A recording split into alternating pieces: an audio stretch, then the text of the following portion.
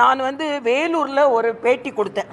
அப்போ சொன்னேன், தம்பி விஜய் நீங்கள் கூரை போட்டு என்னமே நிகழ்ச்சிகளை நடத்துங்க. நான் சொன்னதுனால தான் செஞ்சார்னு இல்லை, ஆனால் அதுக்கு அடுத்த நிகழ்ச்சியிலேருந்து அவங்க தம்பிங்களை வெயிலில் காய வைக்காமல் நல்ல கொட்டகை போட்டு நடத்துனாங்க. சரி, அவங்கெல்லாம் மயக்கம் அடையாமல் உயிரிழப்பு இல்லாமல் இருப்பாங்க அப்படின்ற ஒரு ஒரு ஒரு நிம்மதி நமக்கு வந்தது.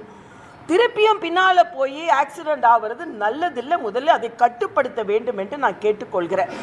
முதல்ல தமிழ்நாட்டில் ஆட்சிக்கு வந்தால் நம்ம எப்படி கட்டுப்படுத்துவோம்னு இருக்கட்டும், நம்ம கூட்டத்தை எப்படி கட்டுப்படுத்துவோம், நமக்கு பின்னால் வர தொண்டர்களை எப்படி கட்டுப்படுத்துவோம் தம்பி விஜய் அதை முதலில் முயற்சி செய்து ஒரு முன்னுதாரணமாக இருக்க வேண்டும் என்பது எனது கருத்து.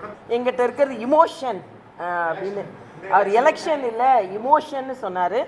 ஆனால் தமிழ்நாடு நிச்சயமாக ப்ரொமோஷன் அடையணும்னா என்டிஏ வரணும். அப்போ தான் ஏன்னா நாங்கள் பல இடங்களில் ஆட்சி ப்ரமோஷன் செஞ்சு காமிச்சிருக்கோம். சும்மா இது இமோஷன் எலெக்ஷன்லாம் கிடையாது. அதனால் ஏன்னா மரியாதைக்குரிய பாரத பிரதமர் 18 மாநிலங்களில் நாங்கள் ப்ரமோஷனை காமிச்சிருக்கோம், மத்தியிலையும் ப்ரமோஷனை காமித்து கொண்டு இருக்கோம்.